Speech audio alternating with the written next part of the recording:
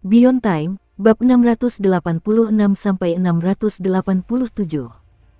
Untuk melihat video selengkapnya, sahabat bisa kunjungi playlist yang telah Sabta Novel sediakan. Yuk mari, kita berimajinasi bersama dan masuk ke alur ceritanya.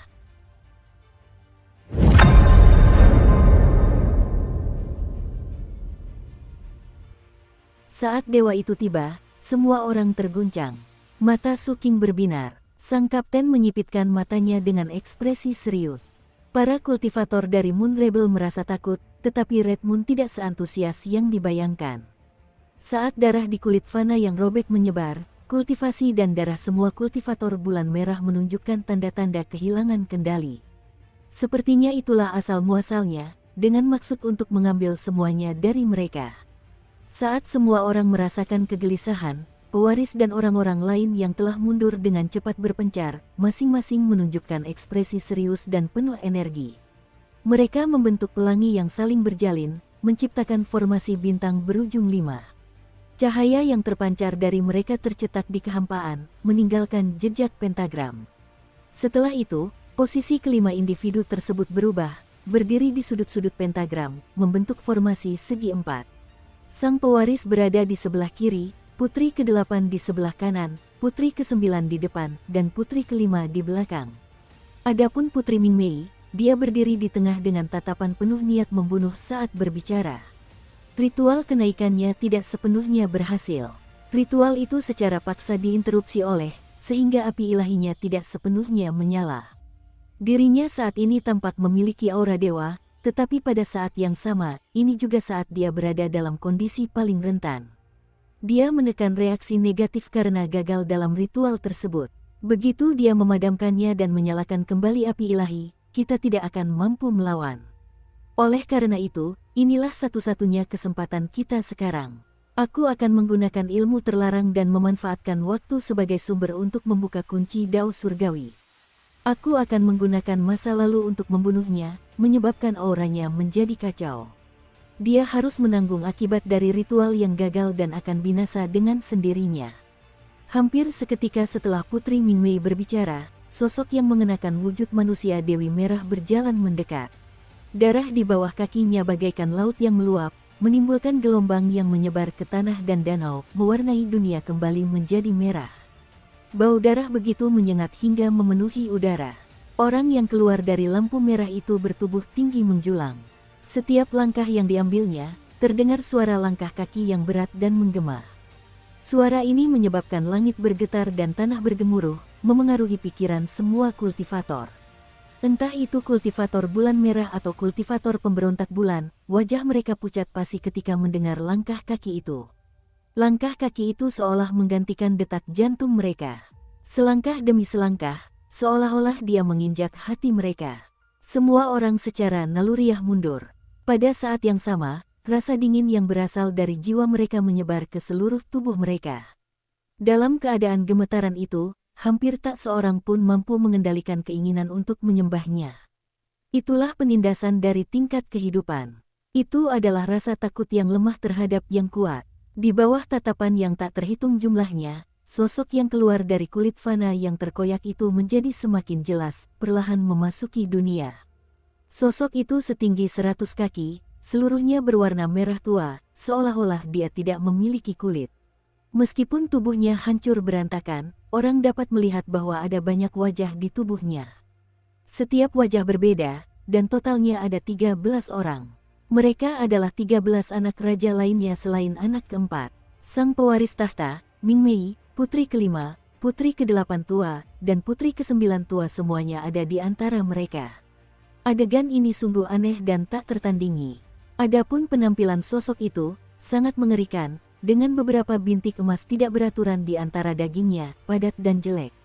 Keempat mata itu memiliki pupil ganda yang memancarkan cahaya dingin dan acuh tak acuh, seolah-olah segala sesuatu di dunia itu tidak penting di matanya. Di bagian atas kepalanya, terdapat tanduk-tanduk seperti duri, bukan hanya satu, tetapi sederetan yang memanjang ke belakang kepala dan punggung, terhubung dengan ekor di bagian belakang. Ekornya seluruhnya berwarna emas, menjuntai di tanah saat sosok itu berjalan, meninggalkan jejak panjang di lautan darah. Tangannya mirip dengan tangan manusia, tetapi dia tidak memiliki 5 jari melainkan 4. Tangan kanannya masih memegang jantung yang berdetak. Saat berjalan, ia meremasnya. Ketika ia meninggalkan tubuh Fana dan terlihat jelas oleh semua orang di sini, ia mengepalkan tangannya. Jantung itu hancur berkeping-keping. Sang pewaris memuntahkan seteguk darah. Wajahnya memucat saat ia buru-buru berbicara. Ritual kenaikannya berpusat pada waktu. Inti dari ritual ini adalah menggunakan waktu yang dihasilkan oleh semua kerabat sedarahnya ketika mereka menembus alam besar di masa lalu sebagai fondasi. Telan waktu-waktu terobosan ini dan ubah menjadi kekuatannya sendiri, menjadi bahan bakar untuk menyalakan api ilahi. Jika dia berhasil, itu sama saja dengan dia mengumpulkan semuanya sendirian. Kami berjumlah 14 saudara dan saudari, jadi ritual ini memiliki 14 simpul masa lalu. Masing-masing dari 14 simpul ini memiliki bayangan waktunya sendiri. Setiap bayangan waktu berhubungan dengan basis kultivasi yang berbeda. Hanya dengan membunuhnya di titik-titik ini, ritualnya dapat dianggap gagal total. Kita sudah menyelesaikan 5 node tersulit. Sekarang masih ada 9 lagi. Selanjutnya, kita akan menghabisi 5 lagi, dan 4 sisanya saat ini di luar perhatian kita. Li Xiaoshan, jika kau bisa bertarung, kau akan menghadapi salah satunya, dan Divine Sparrow, kau akan menghadapi yang lainnya. Hanya mereka yang memiliki potensi pengumpulan jiwa atau memiliki otoritas dewa yang dapat berpartisipasi dalam ritual ini. Jadi, untuk 2 orang yang tersisa, Su King, kau memiliki otoritas, dan Erniu, kau adalah pendosa ilahi. Bisakah kalian berdua melakukannya? Nada suara sang pewaris menggema di telinga semua orang. Seluruh tubuh Li Xiaoshan hancur berantakan. Di tengah keadaan menyedihkannya, dia tertawa terloutli dengan tekad di matanya. Divine Sparrow mengangguk sambil bertarung di medan perang. Su King dan sang kapten saling bertukar pandang, dan saat niat bertempur melonjak, formasi di sisi pewaris itu meledak pada saat itu juga. Aura setiap orang menyebar, menciptakan pusaran. Dari kejauhan, pewaris dan saudara-saudaranya berdiri di dalam pentagram. Tubuh mereka membentuk formasi segi 4. Berbagai fenomena muncul di depan, belakang, kiri, dan kanan. Fenomena yang muncul di tubuh putri kelima adalah keranjang bunga raksasa. Kelopak-kelopak bunga itu menari-nari, membentuk cahaya lembut. Fenomena si kedelapan tua adalah wajah aneh yang terbentuk dari gabungan 7 emosi dan 6 keinginan. Ekspresinya terus berubah, berganti-ganti antara semua emosi dan keinginan dalam sekejap. Adapun pewaris tahta, bayangan penguasa Li Zihua muncul. Auranya agung, seolah mampu menekan segalanya. Fenomena Old Nin adalah pedang tajam yang mampu menghancurkan dunia, dan itu adalah manifestasi dari platform pembunuh dewa yang telah dia pahami. Setelah keempat fenomena ini muncul, mereka menyatu dan tumpang tindih membentuk satu dunia besar demi dunia besar lainnya. Di tengah-tengah dunia ini terdapat Putri Mingmei. Dia berdiri di sana. Dikelilingi oleh sungai waktu, sosoknya tercermin di setiap dunia besar. Seolah-olah tak terhitung banyaknya sosok dirinya yang muncul. Mereka semua menatap kulit Fana Dewi Merah. Pada saat itu, lautan darah di kulit Fana Dewi Merah kembali meletus, dan sosok putra ilahi melangkah lebih maju. Warna dunia menjadi semakin merah, dan darah semua kultivator yang hadir juga terpengaruh. Terlepas dari apakah itu Red Moon atau Moon Rebel, mereka merasakan semakin kehilangan kendali atas darah dan basis kultivasi mereka. Ia ingin menerobos tubuh mereka dan keluar dengan cepat. Bahkan ada beberapa yang tingkat kultivasinya lemah. Tubuh mereka meledak dan sejumlah besar darah menyembur keluar, langsung menuju ke putra ilahi. Di antara mereka juga terdapat kultivator bulan merah. Pemandangan ini seketika mengubah ekspresi para kultivator bulan merah di sekitarnya dan mereka tidak berani mendekat. Jelas sekali, sang putra ilahi tidak lagi peduli dengan faksi tersebut. Yang dia pedulikan adalah menjadi dewa. Oleh karena itu, meskipun para kultivator bulan merah mundur, hubungan dari sumber yang sama masih menyebabkan tubuh banyak kultivator bulan merah terus roboh dan darah menyembur keluar dalam jumlah besar. Saat darah menyatu, aura dewa yang pekat semakin meningkat dari tubuh putra ilahi, memengaruhi langit dan bumi. Dalam sekejap, langit berubah bentuk, ruang hampa menjadi kabur, dan tanah berguncang. Aura yang dipancarkannya tidak berhenti. Tatapan dingin putra ilahi menyapu sekeliling dan akhirnya tertuju pada ritual pewaris dan yang lainnya. Jalan yang ditempuh ayah salah. Di dunia ini, menjadi dewa adalah satu-satunya jalan keluar. Adapun aku lahir setelah dia mencapai status dewa dan sebelum dia menghancurkan api ilahinya. Karena itu, aku berbeda dari kalian. Keberadaanmu merupakan bagian dari jalanku menuju keilahian, sementara tujuanku adalah menempuh jalan yang belum diselesaikan ayahku kala itu. Inilah juga alasan mengapa aku memilih Dewi Merah. Dia adalah pendamping daoku di masa depan. Sang putra ilahi berbicara dengan tenang. Setelah selesai berbicara, beliau mengangkat tangan kirinya dan meraih kulit manusia di belakangnya. Kulit fana itu bergetar dan terbang keluar, langsung menuju putra ilahi. Setelah menyelimutinya, kulit itu berubah menjadi baju zirah berwarna darah yang menutupi seluruh tubuhnya. Setelah itu, dia melangkah menuju pewaris dan yang lainnya. Saat langkahnya mendarat, mata sang kapten memancarkan cahaya yang sangat terang. Ia dengan cepat melambaikan tangannya dan langit seketika menjadi gelap. Lingkaran 9 matahari yang telah digunakannya sebelumnya kembali turun pada saat ini, membentuk pancaran cahaya yang bergemuruh dan menyelimuti putra ilahi. Adik laki-laki, hampir bersamaan dengan saat kapten berbicara, Su King bertindak. Dia mengendalikan cermin pemberontak bulan untuk berputar sedikit. Dia tahu bahwa kapten jarang melakukan sesuatu tanpa alasan yang jelas. Karena dia memilih untuk menggunakan peningkatan 9 matahari saat ini dan memintanya untuk membantu, pasti ada alasannya. Tak lama kemudian, saat cermin berputar, ia bersinar terang, menerangi sang putra ilahi.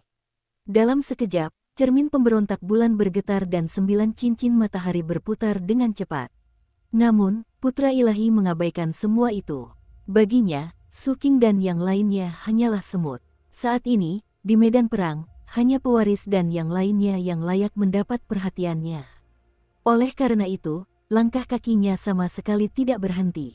Saat kakinya mendarat, cermin pemberontak bulan bergemuruh dan retakan muncul di cincin 9 matahari.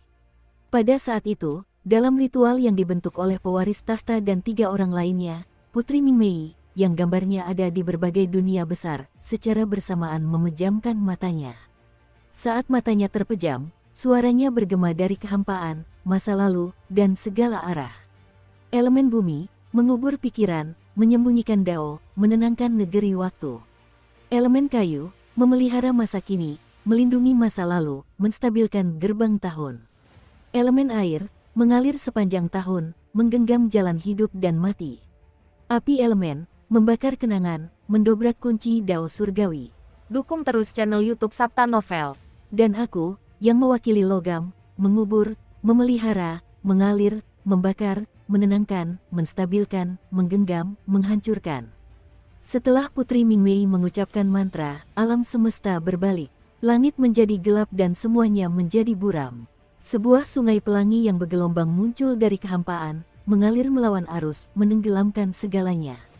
Bahkan sang putra ilahi yang sedang berjalan di atasnya pun kesulitan menerobos dan tertelan oleh sungai yang panjang itu. Kekuatan waktu beredar secara luar biasa di sini. Dari kejauhan, area di sekitar pulau itu tampak seperti telah terhapus dan menyatu dengan zaman kuno. Akhirnya, area itu berubah menjadi gerbang kuno di sungai waktu yang perlahan terbuka. Semua makhluk hidup di sini tenggelam oleh sungai waktu ini. Jika seseorang memiliki mata dewa dan melihat ke bawah dari ketinggian, mereka akan melihat pulau itu, patung penguasa, dan kultivator yang tak terhitung jumlahnya berputar-putar di dalam sungai waktu di wilayah ini. Mereka semua basah kuyup dan tidak bergerak. Waktu setiap orang telah ditentukan pada saat sebelumnya, berada dalam keadaan tidak hidup maupun mati, terangkum dalam esensi waktu. Namun, di antara para kultivator tersebut, ada 9 orang yang hilang.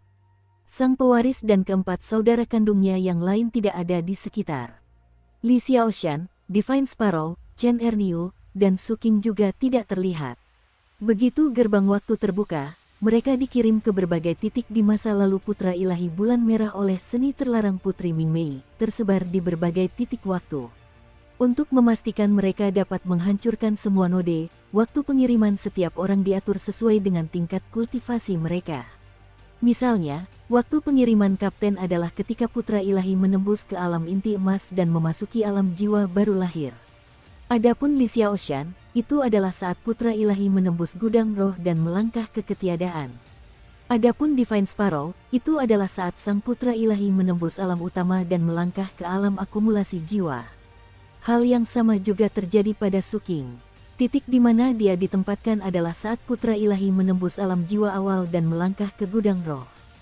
Hanya dengan membunuh putra-putra ilahi di titik-titik ini ritual tersebut dapat digagalkan sepenuhnya, menyebabkan api ilahi padam. Alasan mengapa putra ilahi di setiap titik berada pada tahap awal alam utama adalah karena kebutuhan akan ritual kenaikan dewanya. Yang dia butuhkan adalah kekuatan waktu yang dihasilkan pada saat semua saudara kandungnya menembus alam utama. Kekuatan waktu dari terobosan-terobosan ini adalah langkah pertama dari ritual kenaikannya menjadi dewa.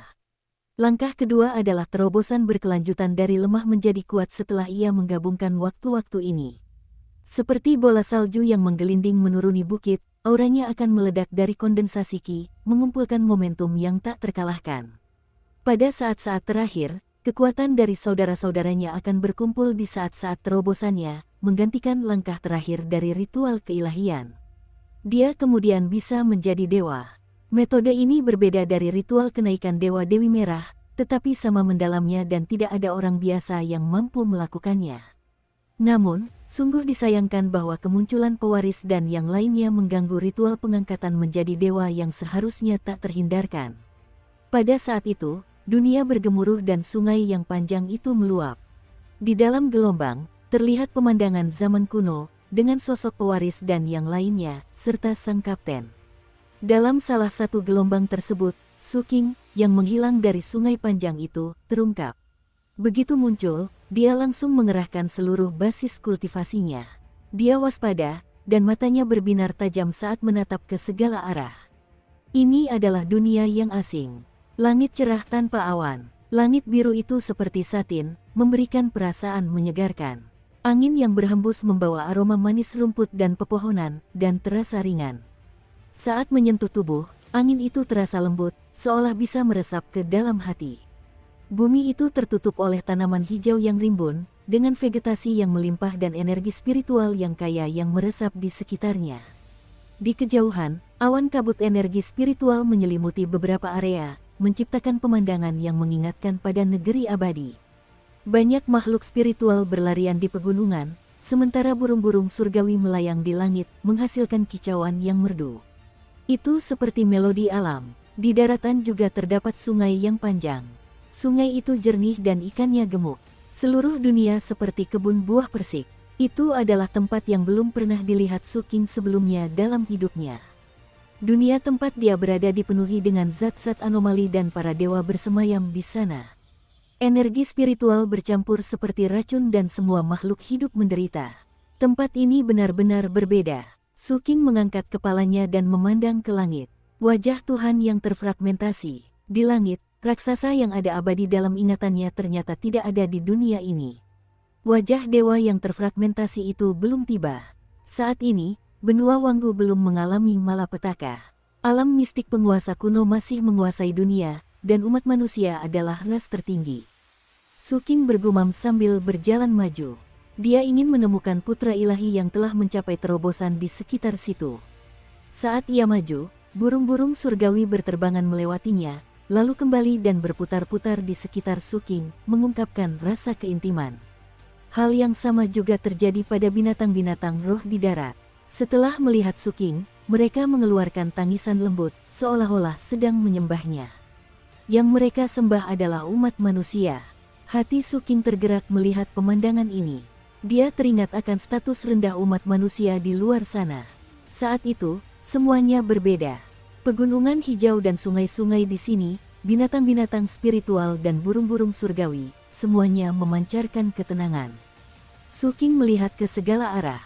Dia benar-benar ingin menjelajahi dunia yang belum mengalami malapetaka ini. Namun, ia memahami bahwa hal terpenting sekarang adalah membunuh putra ilahi. Oleh karena itu, Su King menarik napas dalam-dalam dan bergegas maju.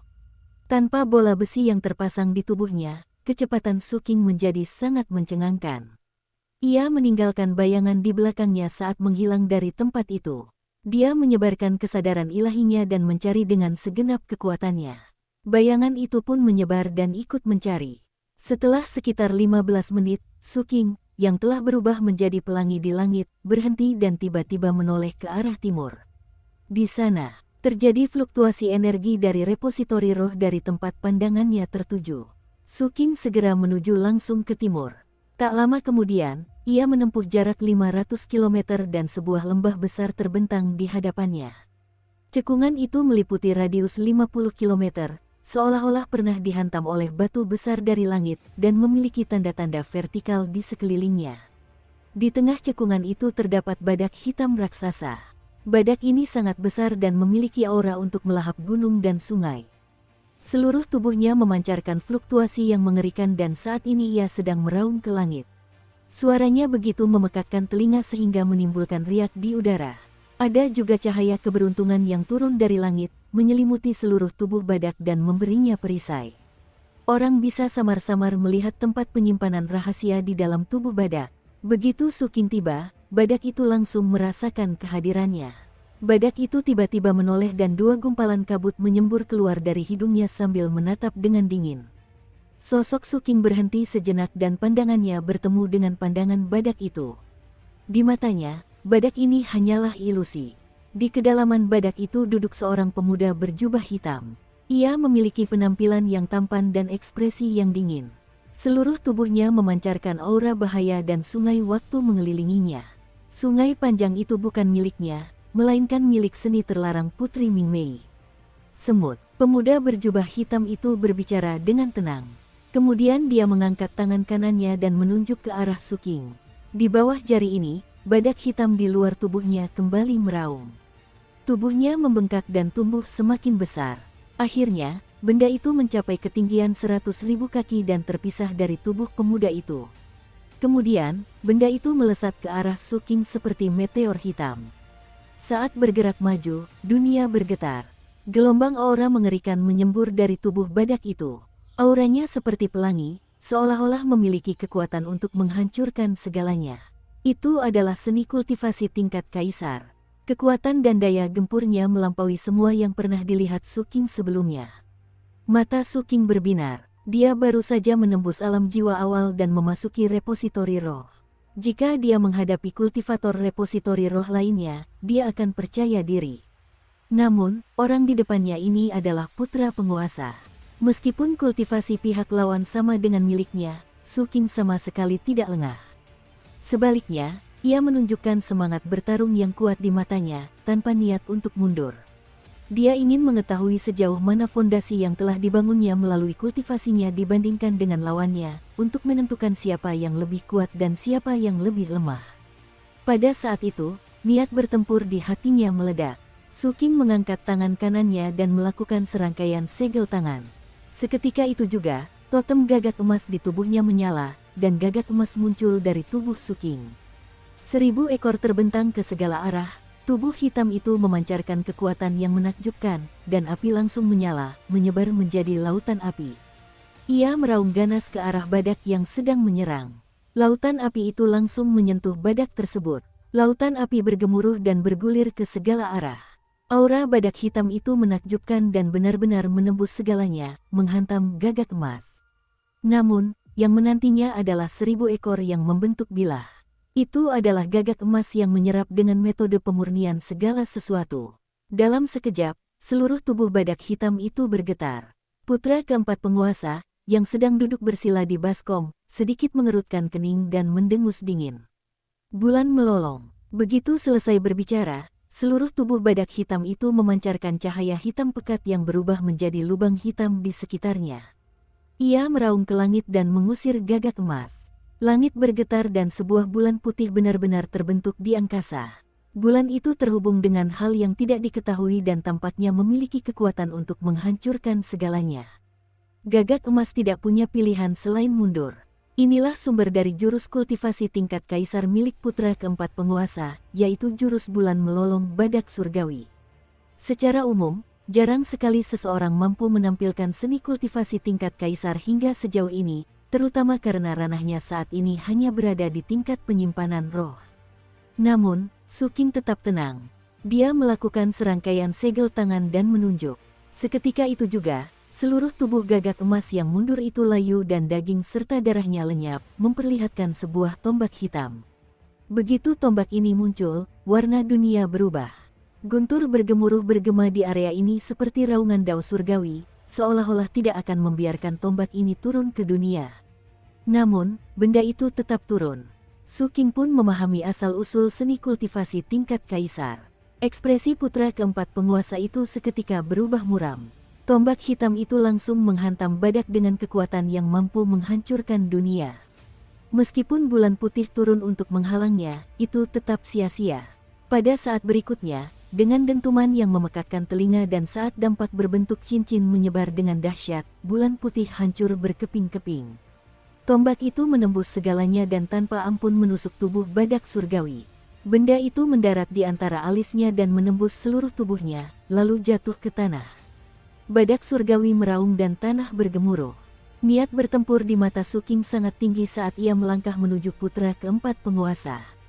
Pada saat yang sama, ekspresi putra keempat penguasa menunjukkan kedinginan. Menarik, saat suaranya bergema, Su King mendengar suara leluhur sekte berlian dalam benaknya. Guru, menurut pengalaman orang tua ini membaca teks-teks kuno selama bertahun-tahun, siapapun yang berbicara dengan postur seperti itu jelas merupakan penjahat besar. Mereka ditakdirkan untuk gagal. Kita pasti akan menang.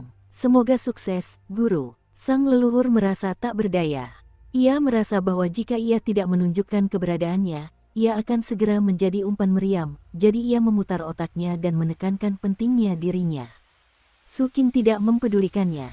Dia bergeser lebih dekat dan melesat menuju baskom dengan kecepatan luar biasa. Putra keempat penguasa itu juga sangat cepat. Dia langsung berdiri dan melayang ke udara.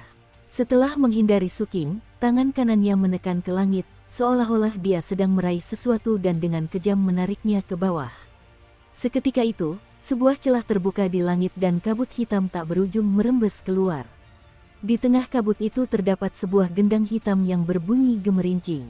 Di satu sisi gendang itu, terdapat gambar roh jahat, dan di sisi lainnya, gambar ratapan dari berbagai ras. Benda itu perlahan turun dan ditangkap oleh putra keempat penguasa. Benda itu melepaskan aura seperti tinta yang mengikis segala sesuatu. Bahkan energi spiritual di sini pun terpengaruh dan terasa terganggu. Saat dia menggesernya sedikit, suara drum bergema ke segala arah. Kemanapun suara itu menyebar, segala sesuatu layu. Itu adalah seni kutukan racun. Menarik, Su King melirik drum itu. Matanya hitam pekat saat dia berbicara dengan tenang. Leluhur sekte berlian menarik napas dalam-dalam dan ingin mengingatkannya. Namun, setelah berpikir sejenak, dia buru-buru mengubah kata-katanya. Pernyataan ini, yang datang dari guru besar, jelas berbeda, dengan aura yang khas. Ini berarti kita akan menang.